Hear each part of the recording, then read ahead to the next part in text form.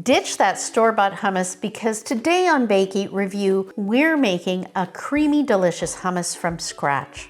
One of the main ingredients in hummus is tahini, and we're going to make our own today. This is an optional step. You can buy it from the store, but I find making tahini yourself creates a much better hummus. It's really easy to make. First, we will put half our sesame seeds in a pan and keep them moving around until they are slightly golden in color. I was told once that a stainless steel pan works better than a non-stick, so that's what I'm using. Then I will put it aside to cool and then cook the other half. Once the seeds are cooled down, I will put them in my blender and blend them for a minute. I want to see that the seeds are broken up before I add my oil. Then I will blend it with oil for a few more minutes until the tahini is absolutely smooth and not gritty. Look at how smooth that looks. Now my tahini is made, I'm going to start making my hummus. I've minced the garlic first to make sure that there are no large pieces of uncut garlic in my finished hummus. I'm letting the garlic sit in the lemon juice for a few minutes before I add the tahini to help make a smoother garlic flavor. I'll add my tahini and salt and blend them all for a minute.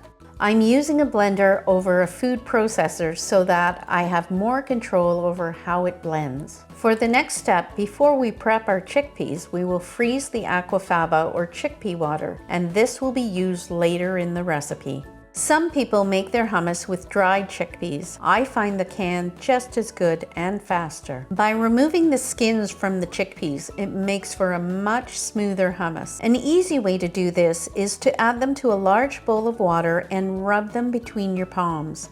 The skins will rise to the surface and you can just scoop them out.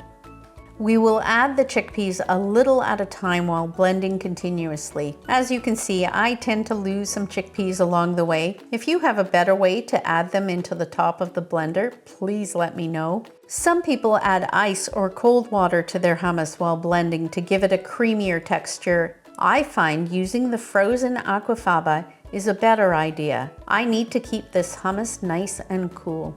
I like to add cumin to my hummus. The nice thing about hummus is you can really customize it. If you don't like cumin, don't add it. If you want more tahini or salt, that's okay. You can tailor it to your own taste buds. Our last step is to add some oil. You want to keep blending it until the hummus becomes smooth and creamy. I find for my processor, 8 minutes is perfect.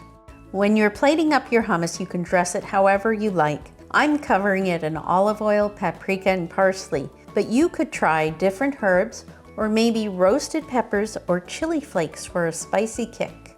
The best thing about making it yourself is you know exactly what's in it. A good hummus is about achieving the perfect harmony between the creamy richness of tahini, the bright acidity of lemon juice, and the rich nuttiness of the chickpeas. Don't forget a good amount of olive oil for texture, and of course, achieving that perfect, smooth, and creamy consistency.